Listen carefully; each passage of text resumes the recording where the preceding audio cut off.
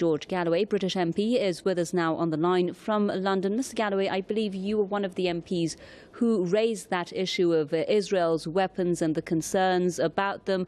What kind of a response did you and those who were making similar calls get? Well, as always, there's a double standard employed.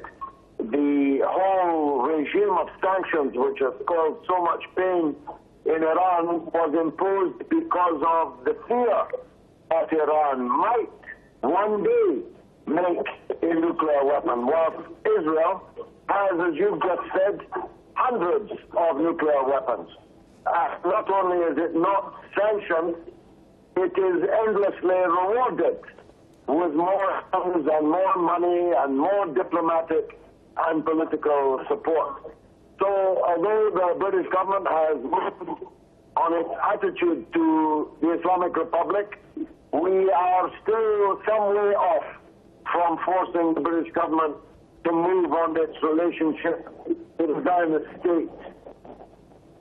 Well, a lot of people were suggesting, Mr. Galloway, that this nuclear deal now between Iran and the six powers is going to bring Israel's nuclear weapons program to the fore now and make it more, visible that it is the party that hasn't signed the NPT. It's the only entity with nuclear weapons in the Middle East. Do you think these issues are going to come up now with concerns about Iran's nuclear program being allayed? I do think so.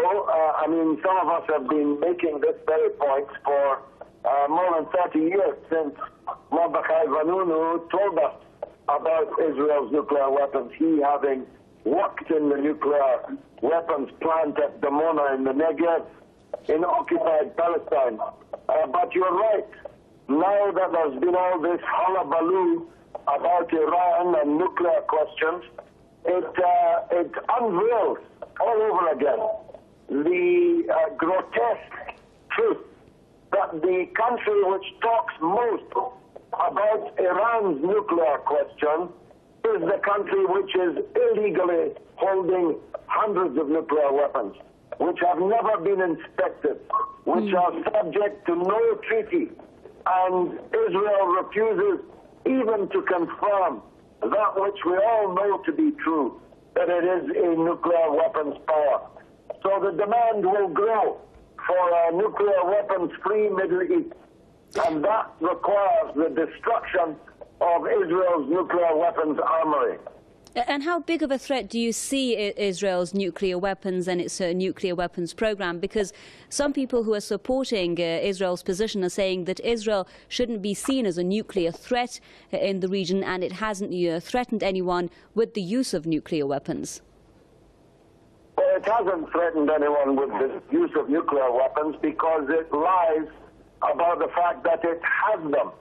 But its military power is underpinned by this nuclear weapons status.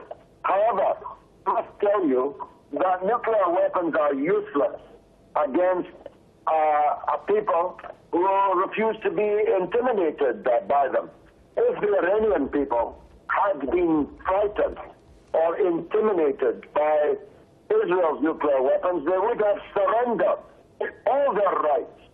But they have refused to surrender their rights because they are not afraid of Israel, however many nuclear weapons she has. So nuclear weapons are the nearest thing to a complete waste of money that is possible to imagine, because you can never use them. If Israel were to use them, for example, against an Arab country or against Iran, God forbid, of course the wind would blow and people in all the surrounding countries would be affected for centuries to come. So you can't use these weapons, and all they are is an intimidating and bullying threat. But if people like the Palestinians and the Iranians, for that matter, refuse to be intimidated, refuse to be bullied, well, the weapons are next to useless. Thank you very much, George Galloway, British MP, with us there on the line from London.